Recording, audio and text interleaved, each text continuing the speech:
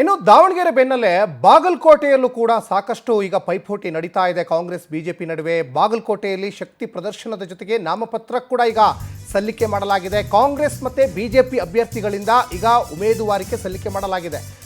ಇಲ್ಲಿ ಕಾಂಗ್ರೆಸ್ನಲ್ಲಿ ದಾವಣಗೆರೆ ದಕ್ಷಿಣ ವಿಧಾನಸಭಾ ಕ್ಷೇತ್ರದಲ್ಲಿ ಒಂದು ಕಡೆ ಈಗ ಮುಸ್ಲಿಂ ಸಮುದಾಯದವರು ದಂಗೆದ್ರೆ, ಇಲ್ಲಿ ಬಾಗಲಕೋಟೆಯಲ್ಲಿ ಮೇಟಿ ಕುಟುಂಬದ ಒಳಗಡೆ ಸಾಕಷ್ಟು ಪೈಪೋಟಿ ನಡೀತಾ ಇತ್ತು. ಮೇಟಿ ಮಕ್ಕಳಲ್ಲೇ ಒಂದಿಷ್ಟು ಪೈಪೋಟಿ ನಡೀತಾ ಇತ್ತು. ನಾ ಮುಂದು ತಾ ಮುಂದು, ನನಗೆ ಟಿಕೆಟ್ ಬೇಕು ಅಂತ ಮಹಾದೇವಿ ಮೇಟಿ ಅವರು ಕೂಡ ಸಾಕಷ್ಟು ಪೈಪೋಟಿಗೆ ಬಿದ್ದಿದ್ರು. ಕಾಂಗ್ರೆಸ್ ಬಿಜೆಪಿ ಅಭ್ಯರ್ಥಿಗಳಿಂದ ಈಗ ಉಮೇದುವಾರಿಕೆ ಸಲ್ಲಿಕೆ. ಮತ್ತೊಂದು ಕಡೆ ಬಿಜೆಪಿ ಅಭ್ಯರ್ಥಿ ವೀರಣ್ಣ ಚರಂತಿಮಠ್ ಶಕ್ತಿ ಪ್ರದರ್ಶನಕ್ಕೆ ಮುಂದಾಗಿದ್ದಾರೆ. ಬೃಹತ್ ಮೆರವಣಿಗೆ ನಡೆಸಿ ನಾಮಪತ್ರವನ್ನ ಚರಂತಿಮಠ್ ಅವರು ಬಿಜೆಪಿ ಅಭ್ಯರ್ಥಿ ವೀರಣ್ಣ ಚರಂತಿಮಠ್ ಸಲ್ಲಿಕೆ ಮಾಡಿದ್ದಾರೆ.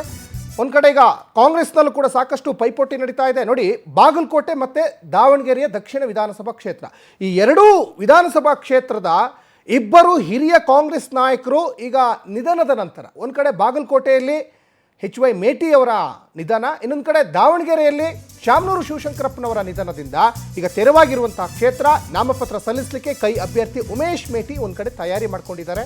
ವಿದ್ಯಾಗಿರಿ ಸರ್ಕಲ್ನಿಂದ ಉಮೇಶ್ ಮೇಟಿ ಮೆರವಣಿಗೆ.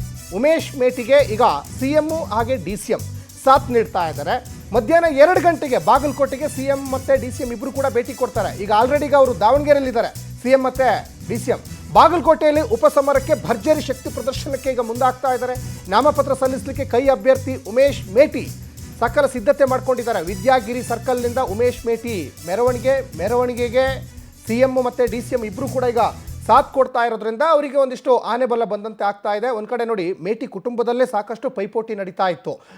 ಅಲ್ಲಿ ಮಹಾದೇವಿ ಮೇಟಿಯವರು ನನಗೆ ಟಿಕೆಟ್ ಕೊಡಬೇಕು ಅಂತ. ಆದರೆ ಇಲ್ಲೂ ಕೂಡ ಸಾಕಷ್ಟು ಅಳದು ತೂಗಿ ಲೆಕ್ಕಾಚಾರಗಳನ್ನು ಮಾಡಿ ಕಾಂಗ್ರೆಸ್ ಹೈಕಮಾಂಡು ಮೇಟಿಯವರ ಪುತ್ರ ಉಮೇಶ್ ಮೇಟಿಯವರಿಗೆ ಈಗ ಒಂದು ಕಡೆ ಈಗ ಬಿ ಫಾರಮನ್ನು ಕೊಟ್ಟಿದೆ. ನಾಮಪತ್ರ ಸಲ್ಲಿಕೆ ಮಾಡಲಿಕ್ಕೆ ಎಲ್ಲ ರೀತಿಯಾದಂತಹ ಸಿದ್ಧತೆಯನ್ನು ಉಮೇಶ್ ಮೇಟಿಯವರು ಮಾಡ್ಕೊಂಡಿದ್ದಾರೆ.